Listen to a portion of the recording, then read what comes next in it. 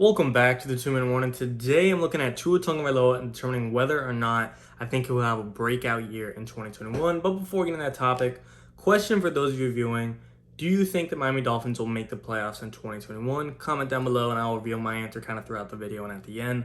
But getting straight into it, Tua Tagovailoa, looking at his numbers last year, only started 9 games, had 1,800 yards, 11 touchdowns, 5 interceptions.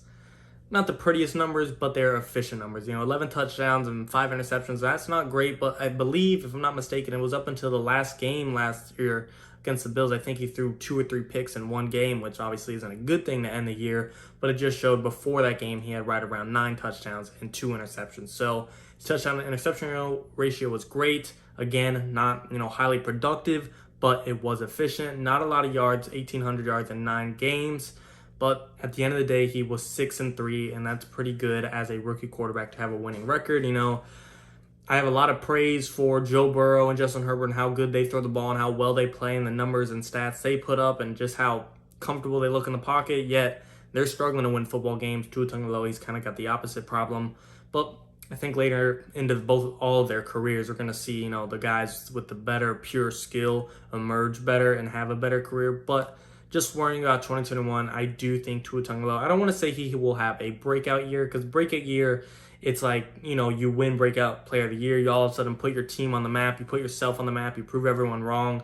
I think Tua Tagovailoa is going to, improve a little bit, and he's going to prove a decent amount of people wrong, but I don't think he's all of a sudden going to be the best quarterback of his draft class or a top 10 quarterback in the league. I mean, just given what he had last year, a shaky O-line, being a rookie, not having the best receivers, and even when you did consider your receivers, they were kind of hurt a lot of the time.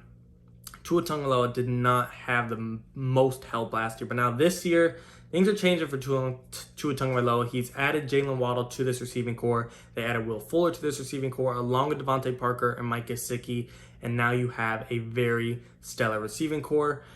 Last year, we had guys like Preston Williams and Albert Wilson be our, number 2 and number 3 options for the Miami Dolphins. And now that they're number 4 and number 5 options, this Dolphins receiver room is one of the better ones in the NFL. Again, Preston Williams and Albert Wilson aren't bad players. I like them at 4th and 5th spot on the receiving core because those are pretty good 4 and 5 receivers, and Jakeem Grant as well, probably your 6th guy or 4 or 5, wherever you want to rotate the few.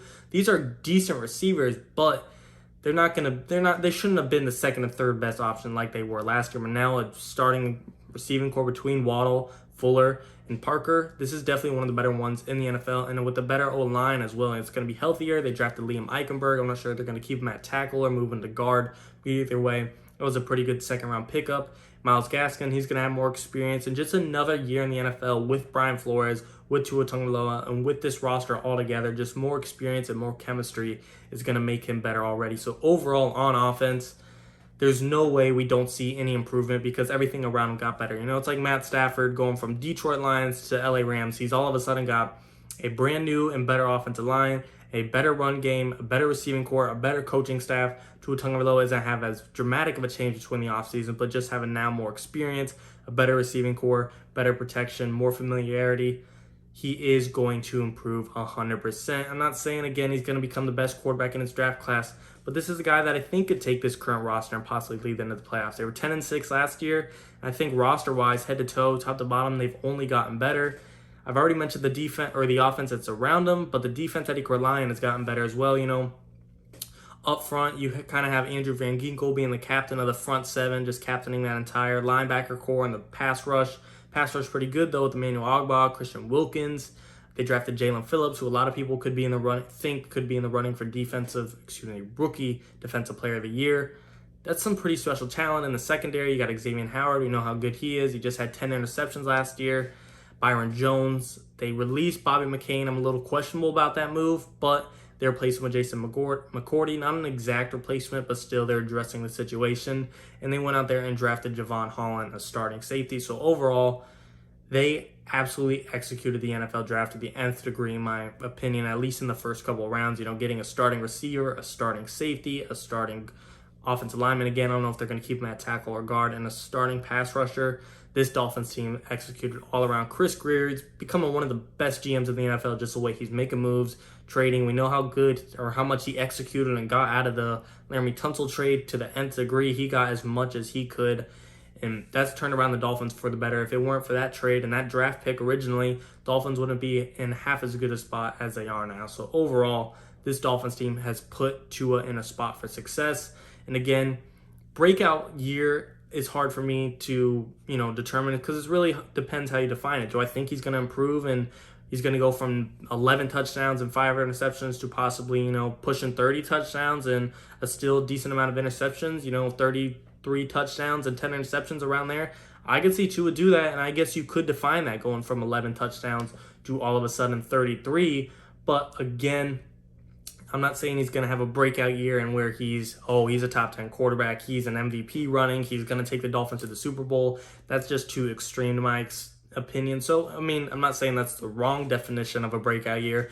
It just depends on your opinion and how you define it. So to me, I think we're going to see a breakout year in Tua's standards, in the sense that he's going to improve a lot, and I think he's going to prove a decent amount of people wrong. I don't know if he will be the franchise guy the Dolphins were hoping for in the sense of Justin Herbert or Joe Burrow, but I think he could be in the franchise guy that could get the job done. Like a Jimmy G, he's not going to just carry a team, but if you give him the weapons around him, they could go to the Super Bowl. A Jared Goff, he's not going to carry a team. If you could get the weapons around him at the right time, they could go to a Super Bowl.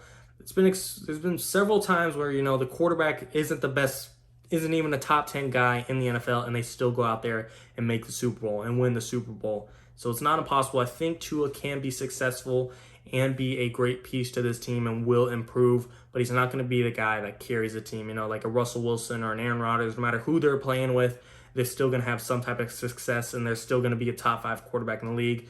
Tua, it just doesn't seem he's going to be like that. Again, he could prove me wrong, and he could carry this team. This Dolphins team could fall apart in 5 years, but they could still be making a playoff run because Tua's that good. I don't see that happening, but it's just so early for us to determine that anything can happen. Again, overall, I definitely think Tua will have a breakout year in the terms of getting much better, or at least putting up much better numbers than he was last year, and possibly getting a playoff berth, but a breakout year in the sense of all of a sudden Tua's in the MVP conversation. He's a top 8 quarterback. He's fighting for a Super Bowl. That's just too extreme in my opinion at this time. It's just way too soon.